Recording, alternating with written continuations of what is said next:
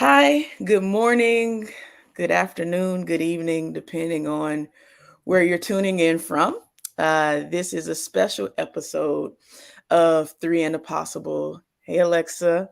Um, I am using both Instagram Live as well as the app that I typically use to do these today to make this special announcement. So I, Oh, that's me. So I'd like to share with everyone that as of last week, I was elected as a board member to the International Council on Monuments and Sites. Just to give y'all some context for that, as I mentioned in my previous email or previous conversation with a guest, is that preservation is tiered. So you have your local preservation at the city level, and then you have your state historic preservation offices, as well as your statewide nonprofits like Preservation Texas, for example, which is where I'm currently tuning in. I'm home, by the way. And then you have your national preservation entities like the National Trust for Historic Preservation, or the National Park Service, for example. And then, or the Advisory Council of Historic Preservation. And then you have your international bodies like the UNESCO, and they're responsible for the World Heritage List. And then you have an organization like the International Council on Monuments and Sites. And so this is a body composed of a number of other countries. And I was elected with great support from colleagues from across the country, or across the world, actually, who wanted to, who supported the nomination. And I am very happy to serve starting now. It's already started. We had our last meeting last week until 2026. So I'll be on the board of the International Council on Monuments and Sites, working with colleagues across the world. We meet in Paris twice a year, and I'm looking forward to it. And I'd also look forward to keeping y'all up to date as this moves forward. So that's the announcement. More to come on that as time goes on. So as I shared, this is a special episode. I typically have a guest, and today I am the guest for Three and the Possible. And I have my colleague, Andrea, who's also responsible for all the social media presence that I have online. So, Andrea, thank you for joining me today to help me with this conversation, and welcome to the show. Awesome. Pleasure to be here with you, Monica. And just wanted to ask you about ICOMOS while you were on it. So for sure, you call it ICOMOS. And what do you feel is the importance of this to you? How do you see yourself fitting in as a new representee? Because you're representing the United States, right, for ICOMOS?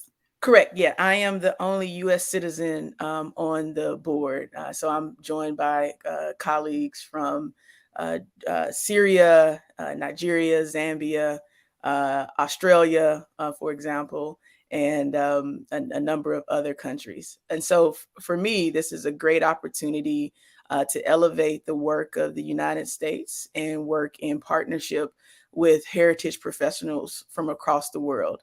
And so this puts this, the work that I've been leading as a part of my career with many others across the country, front and center when we talk about people-centered preservation, which means it's bigger than the buildings or bigger than these places. It's about the people that made them, and so putting them in the driver's seat on that. And that's been the frame of reference for the International Council on Monuments and Sites for a while now.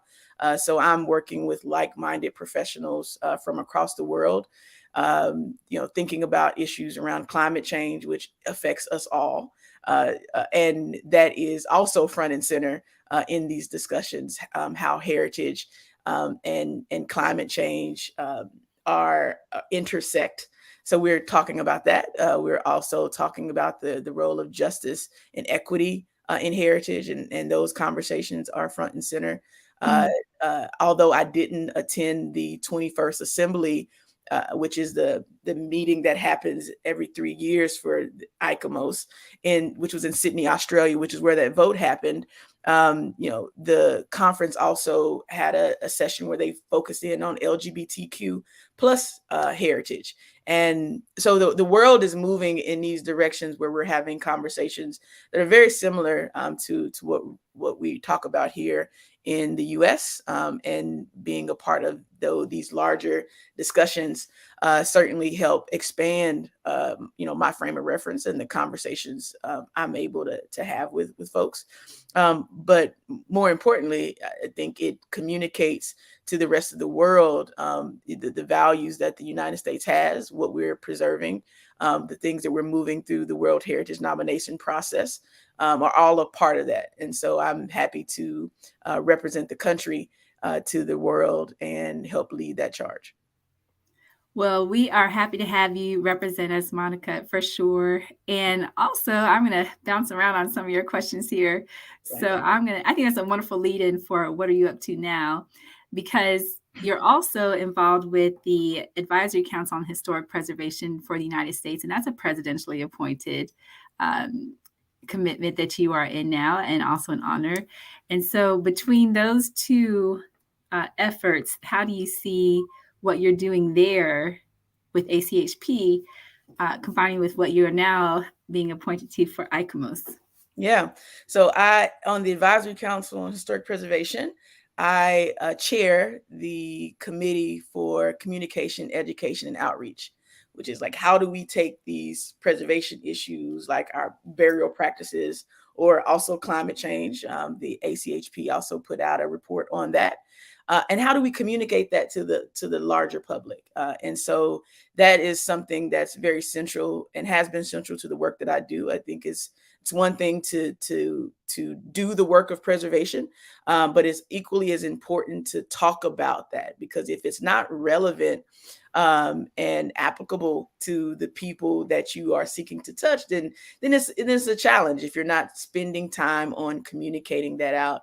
And I always thank my colleagues who have been a part of my journey in the marketing and public relations side, because they certainly hit home the importance of telling the story, making it relevant, making it important and resonate with people. Because when people can attach themselves or see themselves in the story, or see themselves reflected in a story, it's a deeper connection. It's something that they carry with them. And so the work that I do in partnership with ACHP staff and other members of that committee and leadership will be very similar to some of the work that I kick off and work with at ICOMOS. So there's some similarities there with how we're messaging the importance of heritage, of culture, of history, of and how this intersects with our daily lives. Although most people, quite honestly, aren't thinking about cultural heritage on a regular basis, but we all understand the importance of environmental impacts. We all understand the importance of climate action. We all understand the importance of the historic character and what it looks like to walk down a main street, and how that feels to be in these spaces that have been preserved versus places that just popped up 5 years ago and look just like the place in your city and another city across the country, another city, and right. Unable to really locate yourself in place. And architecture and preservation helps us do that. So these conversations, both of these appointments are certainly have been professional goals of mine, and I'm super excited to be a part of these conversations, these discussions, and I'm sharing my journey along the way to inspire young people, emerging professionals who want to be in this space, because there's plenty of room and there's certainly a lot of work to do. So that's come on and play. Well, I love that you're being such a wonderful example to our young people in particular who happen to be watching this or will watch it at some point in the future. Just to see someone like you serving on these councils and being so forward thinking with what we're doing with historic preservation in the world. And before we leave this question of what are you up to now, is there anything else you want to share? Because we did tease out the fact that you might share where you are presently, but you could choose to reserve that if you like.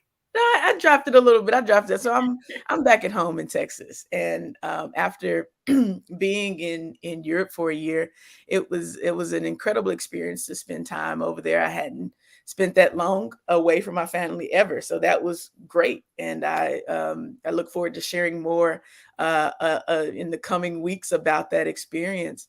But I'm home. I'm with my parents and my sisters, and there is certainly something to be said about a warm welcome, having some good brisket and ribs, which is what Texas, one of the many things Texas is known for, along with great tacos. So I'm just catching up with friends and family and happy to be back.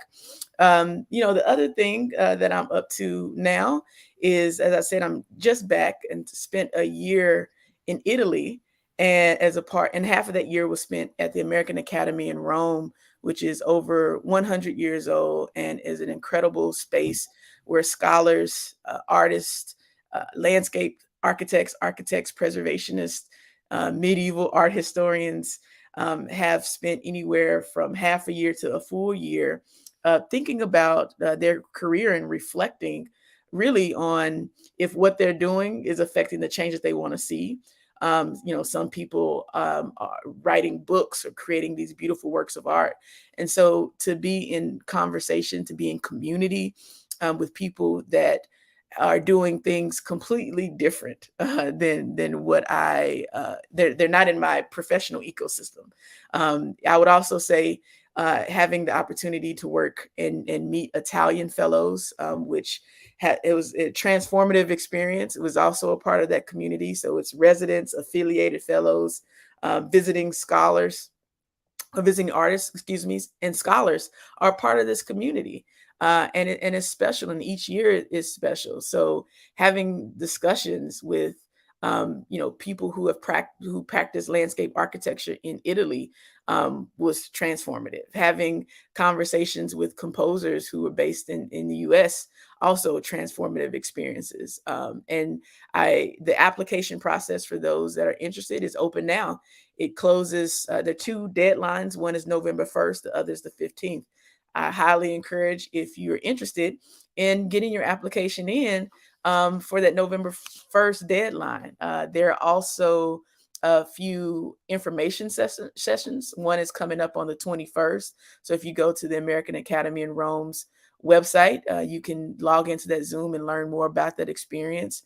It's again an incredible opportunity to take half a year to a year to think about the next phase in your career, or if you want to double click and go deeper into your career, if there's a pivot there, that's certainly a fantastic place to do it. There also be two sessions in person. One is in October the 4th at Harvard in Cambridge at 6 p.m. And that information is on the website. And there's one on September the 20th in Atlanta. So if you are in Atlanta or in Cambridge, Atlanta's will be at Clark Atlanta University Art Museum. So check that out. Those two sessions at Harvard and at Clark Atlanta are in person, and the one on the 21st is on Zoom. So again, I would highly encourage, if you find yourself wanting to step away or take a sabbatical, the application process is open now, and I can't say enough about that experience. So, Monica, tell us about what kinds of people can apply for this. And we're talking about the American Academy in Rome experience, correct? Or is this also Harvard Loeb Fellows at both at the same time? We're talking about both. Yeah, so right now, Rome Prize is really expansive. So you can be an architect, you can be a landscape architect, composer, an artist, dancer, historic preservationist, conservation, a writer, a scholar, a historian. Like, all of those things are available. It's really expansive in that way. And again, it presented a very great opportunity for me to talk with, build with, have deep conversations with people who are not in my field at all, right? So I don't encounter a lot of medieval art historians. That is not that work is not in my wheelhouse. However, I've learned so much by having the ability to connect with people and broaden the way that I think about preservation by being in conversations with people who are doing something completely different. And I found that those things are not as different as I thought. But the thing I also think is important is I've spent my career talking to people who don't know what historic preservation is, who don't know what I do at all. And that's always it's an opportunity for me to, and it has been, to continue to hone how I communicate about this field. How can I talk about preservation to people who don't know what historic preservation is all about, which is a lot of people. And that was another opportunity to uh, double down on what I've been working on for a lot of my career, which is being a better communicator around a field that affects us all, but not enough people know about it and are thinking about it. So that's the American Academy in Rome. I would also say the Rome Sustainable Food Project. Two thumbs up. I mean, it's like if you become a Rome Prize winner, fellow, you have breakfast. I mean, excuse me, your lunches and your dinners are come from an incredible staff there at the American Academy, and it's a beautiful opportunity to sit and talk to colleagues about what you're thinking about. What you think you're thinking about and what they're thinking about and what those connections are, and for them to ask questions about those things and for you to read and reflect and take the time to do it. So that's the American Academy in Rome. It's a great place for time and space to really reflect on your career. And then the other thing that that I was up to last year, was at Harvard University as a Loeb Fellow, which is a 50-year or 50-plus-year program at Harvard, and that is for practitioners who work in the built environment. So again, your preservationists, your architects, your landscape architects, your real estate developers. There've been nonprofit leaders who work in the built environment, so it's really expansive on how they think about it, and that's an opportunity to take courses, audit courses rather, at Harvard and MIT, in any area you want. Like at MIT, I took an acting class to work on my presentation skills to be a better communicator, and that was a fantastic opportunity. I also took my first business course at the Harvard Business School, which was incredible. So I could talk all day about that, but that's another opportunity for practitioners who are working in the built environment to think through what is the next phase in your career.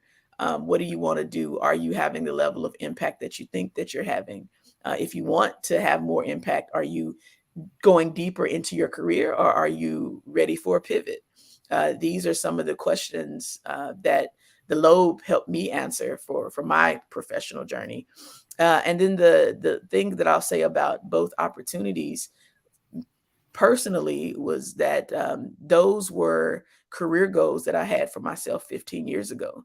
When I started in historic preservation back in 2008, I had my eye on winning the Rome Prize and becoming a Loeb Fellow, because that were those accomplishments were like, okay, if I was on that path, if I was strategic in my career, then I would get those things. And to be in those places, a place that I thought would take so much of my whole working career, to be there now, it's an incredible feeling, and I'm certainly looking forward to what my next chapter will be after you achieve the career goals, because people don't really talk about like what happens when you get to the thing that you've been working for, like what's on the other side of your dreams, what's on the other side of these lofty goals, these big scary goals that we set for ourselves. And to me, so far, that's been freedom in a whole new way, and so I'm really looking forward to the next thing that I decide to do. I love it. Thank you so much for sharing about both of those applications. And we put those links in the comments for you, for those of you who are watching on the replay or otherwise. Definitely check those out. Those are happening now. And just a quick question. So when you did your acting classes, did you say to yourself, maybe I might be an actress now? No, I never said it to myself. I did do I remember in class we had to do these monologues, and I chose one from Al Pacino, Devil's Advocate. And that was that was a new there's a new space. I've never taken an acting class, you know. That's not that I wouldn't consider that in my wheelhouse necessarily. But yeah, it was a good time. Before we move off of that, I did want to say, so again, for those who are interested, your Loeb applications are due January the 9th.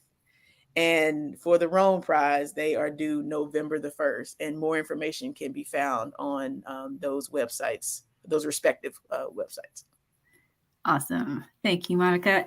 All right. And so, very, very quickly, tell us the quick story of what drew you to the field of historic preservation in the first place. As little Monica, what rang the bell for her and said, there's something here that I need to do? Yeah. So I was a kid that was really interested in history, like seriously. I grew up in Texas. You know, my parents are from Texas. My grandparents are from Texas. My great grandparents were from Texas. My great great grandparents and my great great great grand like so I'm a sixth generation Texan, and you Mm. know my family you know made sure that I knew uh, you know, history as a way to understand who I was, right? You know, instilling a very strong identity in the cultural legacy and history of not only of as a young woman, but as a young black woman from Texas. It was a priority for my family to for me to have a strong sense of who I was and identity. And so I grew up going to our family cemetery, which is in an even smaller town than my hometown of Waco. And that was a way for me to see that, you know, the history books, what I was reading in my textbooks wasn't locked there, right? Like I could go to my family cemetery and see the headstone of United States Color Troop, you know, USCT. Like I can go to my family cemetery and see Vietnam War vets, World War II, World War One. I can see the history of the country play out in the place where my family has always been buried. And And what cemetery? I'm it's a small one. It's a small one in a country town. Okay. Um, and so it's not on anyone's, you know, national register. It's not, you know, listed. But I ask when I'm talking to groups who don't know about historic preservation, one of the things I kick off is, you know, what historic place is meaningful to you? Like what place resonates with you? What place matters to you? And for me, my answer has always been the place that I've always known. And so I have a special place for cemeteries in you know in the work that I do. And so being a kid interested in history and having listening to family stories, going to an elementary school that was across the street from Texas's oldest HBCU, going to a middle school that was named after an elementary, a middle school, and high school, all named after Black educators in Waco. Mm. Is a part of that experience, and knowing that having educators from that community who knew, you know, my parents and my grandparents, and having that network, and all feeding in the importance of history and place, and how these things are not locked in the past, but are very real and very relevant to us all.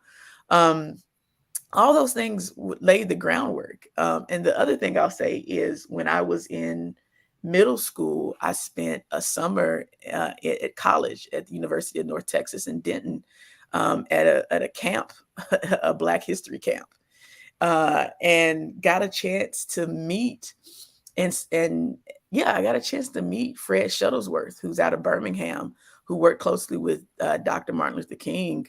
So if you've been to Birmingham and you've been outside of the Civil Rights Institute, you there's a statue of Reverend Fred Shuttlesworth there. And one of the great you know pieces of my career is when I was doing the Hope Crew program.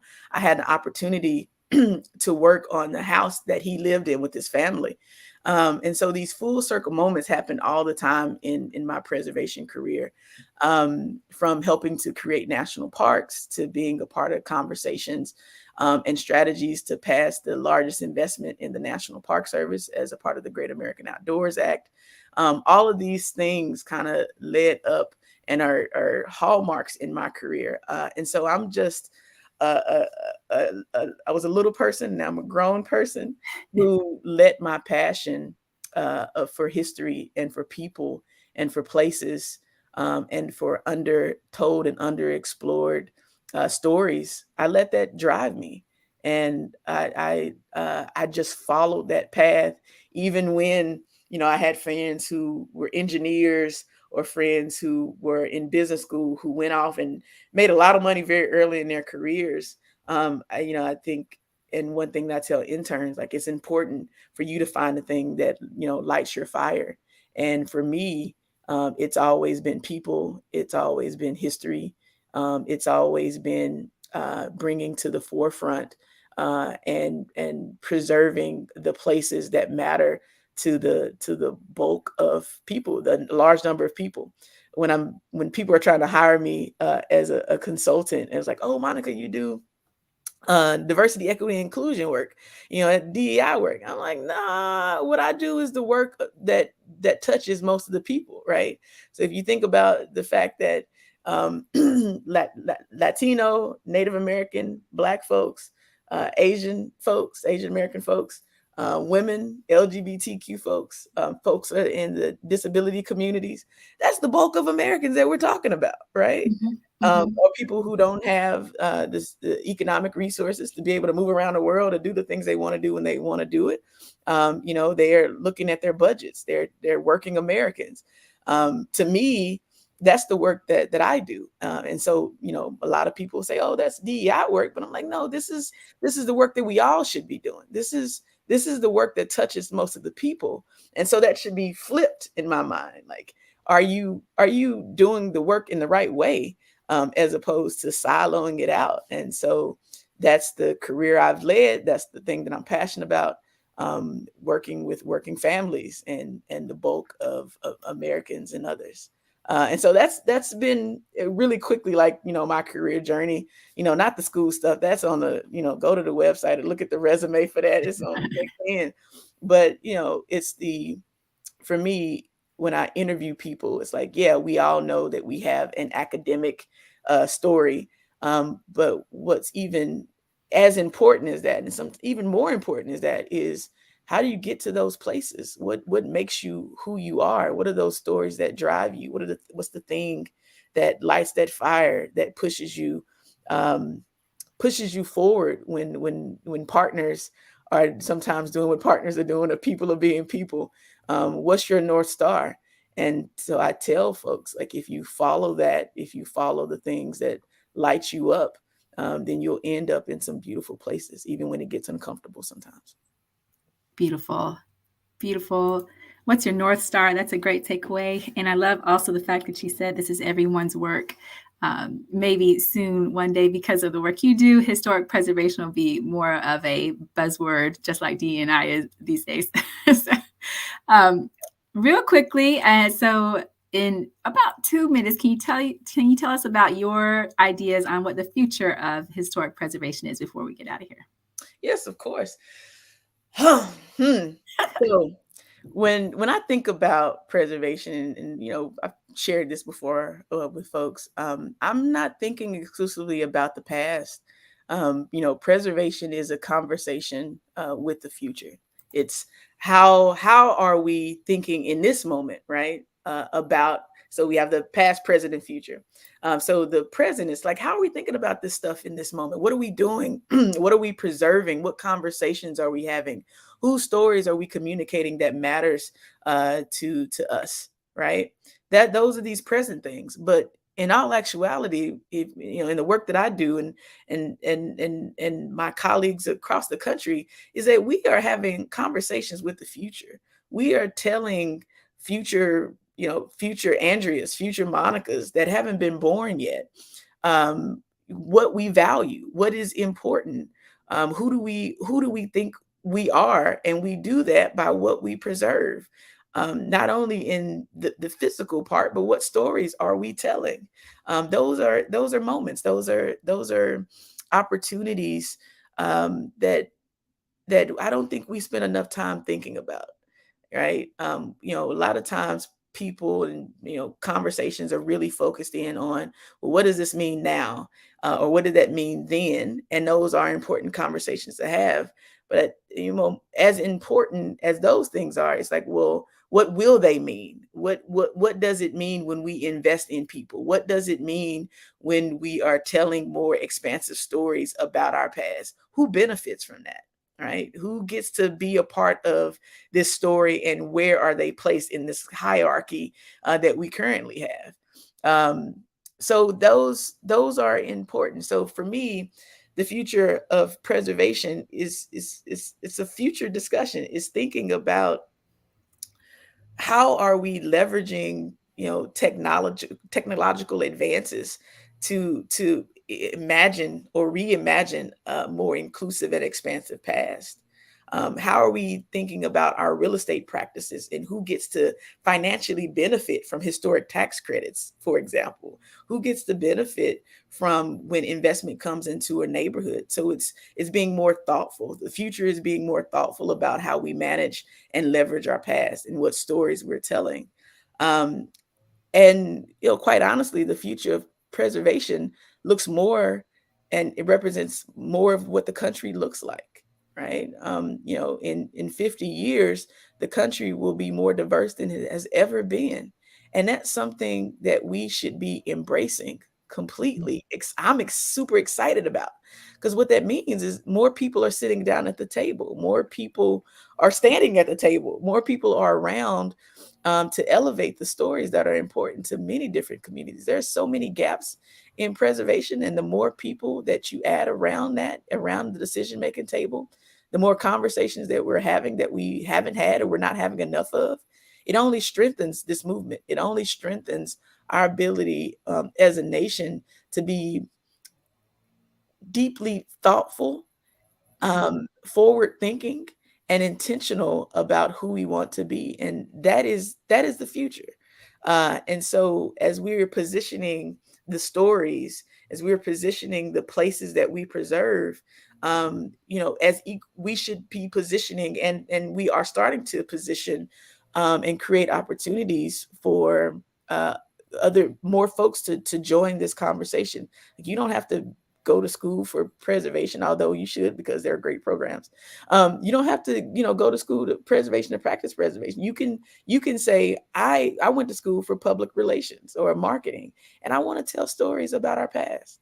Or I went to school for an accountant, and I want to work for an organization that is focused in on this. Or I want to help nonprofits who manage historic sites. I want to make sure that they have the capacity to be around for 50 years. And that always begins and ends with your business practices, your accounting practices, your ability to raise funds and have a board. Like the business of preservation, there's so much room there. And so I'll say that there is a lot of room to think about the future of preservation. I'm thinking about it expansively, and not just in the silo of what it is, but it's also like, well, how are we thinking about not just the building, but what role does music play in preservation? What roles do our culinary traditions play in preservation? What role do indigenous communities and continue to play and lead on in preservation with tribal preservation officers? So I know that's a lot. There's no clear answer, because that's the fun part of the future, is that no one knows until we get there, and then we're still predicting now what that could be. But I truly believe that the future includes these things, and I'm looking forward to being a part of these conversations as they evolve. Well, we thank you, Monica, for sharing your insights on how you're thinking 50 years ahead and how you're always promoting us to be a nation in a world that thinks 50 years ahead is more inclusive, and all those wonderful things that you believe in and stand for. I think it's absolutely excellent. And just as a recap, we definitely want those who are just joining in to realize that Monica just got appointed to ICOMOS. Tell us again what ICOMOS stands for. It's the International Council on Monuments and Sites. So she is representing the United States for ICOMOS. So congratulations again to you, Monica. I wish I had an applause button to push for you, but I'll applaud for you.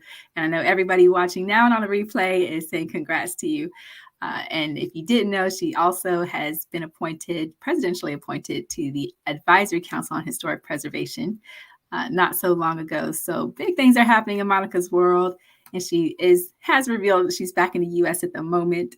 So if you're wondering where in the world is Monica, she's back in Texas for a limited time. And also the applications are open for the Harvard Loeb Fellows and the American Academy of Rome Prize. So those two things, if you missed it, they're in the comments, and we'll share about that also later. But I want to thank you, Monica, for being a guest on your own show for 3 at a Possible live chat.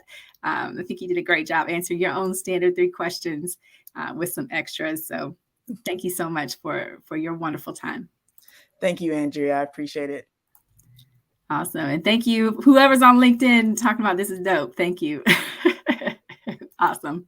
All right. All right. Catch y'all later. All right. See y'all next week. We'll have another guest. Bye.